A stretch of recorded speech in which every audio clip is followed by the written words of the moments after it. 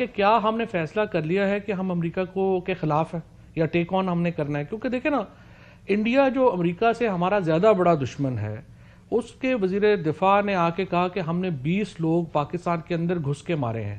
ہماری حکومت خاموش ہے، انہوں نے کوئی اس کے اوپر غیرت کا مظاہرہ نہیں کیا جتنی غیرت کا مظاہرہ ہم نے امریکہ کے پاکستان میں ہیومن رائٹس وائلیشن کے اوپر کرنا چاہ رہے ہیں. انڈیا کہہ رہے ہیں میں نے 20 لوگ آ کے پاکستان میں مار دیے ہیں، کوئی بندہ نہیں بولا. چیمپئنز ٹرافی میں انڈیا نہیں آ رہا، انڈیا نے ہمیں کوئی ایشورنس نہیں کرائی. انڈیا کی ایک چھوٹی سی ڈیمانڈ کے اوپر ہم نے گلگت، سکردو اور مظفر آباد میں چیمپئنز ٹرافی کی جو رونمائی ہے وہ ہم نے روک دی ہے. سو سوال یہ پیدا کی وجہ سے نہیں، لیکن انڈیا نے کہا آئی سی سی کو کمپلین کی، اس کی وجہ سوال یہ پیدا ہوتا ہے کہ ہندوستان کے لیے تو ہماری غیرت نہیں جاگ رہی، لیکن جب امریکہ پاکستان کے پولیٹیکل رائٹس کے لیے جو یونیورسل رائٹس ہیں، اچھا دیکھیں پھر رائٹس میں بھی یونیورسل رائٹس کا پرابلم تو نہیں ہے نا، یہ پالیٹکس میں ہوتی ہے. اصل ویری فوکسڈ عمران خان کو باہر نکالنا، اصل تو غصہ اس بات کا، تو اس کو نہ کچھ کہیں نا، وہ ہیومن رائٹس بولتے رہے، وہی ہے نا اصل رولا یہ کہتے ہیں عمران خان کو باہر نکالنے کی بات نہ کریں آپ. تو اس لیے ایشو یہ ہے کہ میرے خیال کے اندر جو اس وقت ڈیلنگ ہے دیکھیں، اور پھر آئی تھنک فیصل تو کھل کے تنقید کرتے ہیں گورنمنٹ کے اوپر. آئی تھنک ایک اور کرٹیسزم کسی جگہ بھی گھسے کسی دن کر رہا تھا، لیکن اس کے اوپر بھی آپ دیکھیے کہ اگر آپ یہ کہتے ہیں کہ جو تحریک انصاف کی لابی ہے وہ اتنی وہاں پہ کامیاب ہے کہ وہ ہاف آف دی جو کانگریس ہے، بلکہ 1/2 آف دی کانگریس جو ہے وہ اس کے لیے بول رہی ہے، لیکن پاکستان کی حکومت کی لابی اتنی کمزور ہے کہ وہ وہاں پہ اس کو مینیج نہیں کر سکے. اس کا تو مطلب یہ ہے کہ آپ کا foreign office led by Ishaq Dar, the deputy prime minister of Pakistan, is so incompetent کہ اگر سرکار امبیرس ہو رہی ہے. آپ نے ایمبیسڈر بھی چینج کیا. دیکھیں سیدھی بات ہے، ابھی آپ امریکہ سے لڑائی جو بھی آپ بات کریں آپ نہیں کر سکتے. دیکھیں نا، یہ تو کہنے کی بات ہے، اور یہ بات جو آج فیصل نے کی بھی ہے یہ ہسٹوریکلی تو دیکھیں اس میں کوئی دو رائے نہیں ہے. اب تو ایوب خان کو لانے کے پیپر CIA میں آؤٹ ہو چکے ہیں. کنڈولیزا رائس کی کتاب دیکھ لیں، بے نظیر بھٹو کے دور میں کیا ہوا، وہ ساری انٹرفیئرنس کی تو حقیقت ہے نا. ٹو بی فیئر وتھ، جس طرح پاکستان میں فوج کا رول ایک حقیقت ہے، اسی طرح سے امریکہ بھی ایک حقیقت ہے، اسی طرح سے سعودی عربیہ بھی ایک حقیقت ہے، اسی طرح سے چائنا بھی ایک حقیقت ہے. تو یہ حقیقتیں ہیں. اب سوال یہ پیدا ہوتا ہے کہ کیا ہم امریکہ کو اس وقت جو ہے، کیا یہ حکومت، اگر امریکہ لیٹ سے سیریس ہی ہے عمران خان کو باہر لانے میں، تو کیا یہ حکومت روک سکے گی؟ آنسر از نو. اور یہ پریس کانفرنس کا کوئی فائدہ نہیں اس طرح ہوگا. But that's a problem. The problem is you done this press conference. کیونکہ اس کی وجہ آخری سر پوائنٹ میں آپ کو دوں، یہ نہیں ہوتا کہ انہوں نے آگے کو ڈیالے دی چابی لے کے انہیں آگے کسی نے بھیج دینا کہ نہ جا کے ڈیوڈ بلوم کے کھولو.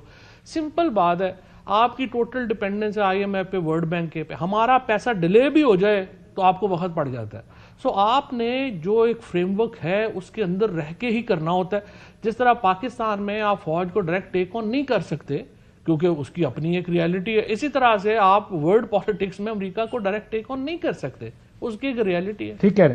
So what ever you said in the press conference, جذبات کے طور پہ ٹھیک ہے، ہم سب کہتے ہیں کہ آزاد ہونا چاہیے، لیکن خارجہ پالیسی آزاد اس وقت ہوتی ہے جب آپ کی معیشت آزاد ہو، اور جیسا انہوں نے کہا کہ ہماری معیشت آزاد ہی نہیں ہے.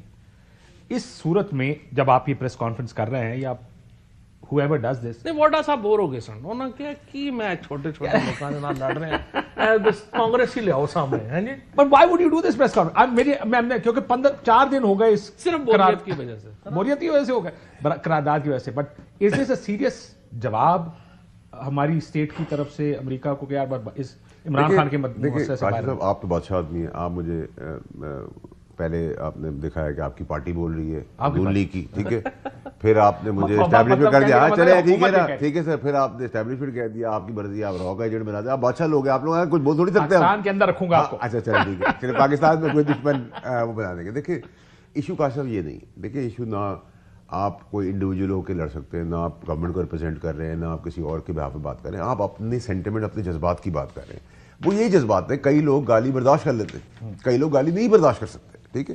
اب آپ کہیں کہ بھئی آپ کی انٹیگریٹی ہے یا اس کی انٹیگریٹی ہے، میری انٹیگریٹی یہ سوال کرتی ہے کہ بھائی آپ نے جو آپ کی جو رانگ پالیسیز ہیں جس سے خطہ ہے بولنا، تو فریڈم آف اسپیچ تو ہے نا.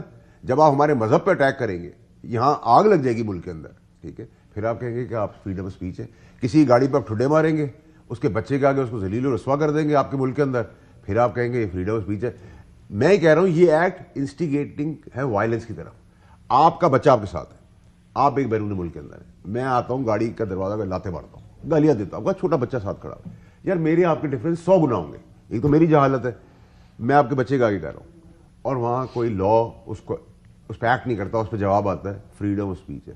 تو اگر یہی سچویشن ہے, وہ بھی نکالا ہے باہر, وہ بھی گالی دے اور گتم گتا ہو جائے, کوئی مر جائے, کسی کی تکلیف ہو جائے, کوئی نقصان ہو جائے, اتنا مذہب کے اوپر بات کرتے ہیں. میں کوئی مذہبی فرشتہ نہیں ہوں, ٹھیک ہے, بچوں کو تو پولیس نے ہمارے یہاں یار روز مارا ہے, ٹھیک ہے. جو 2 سال تو اس سچویشن کے اندر میں کہتا ہوں کہ آپ اس جگہ کے اوپر کیوں آتے ہیں, کیوں آپ ہمارے ساتھ کھیلتے ہیں, ٹھیک ہے.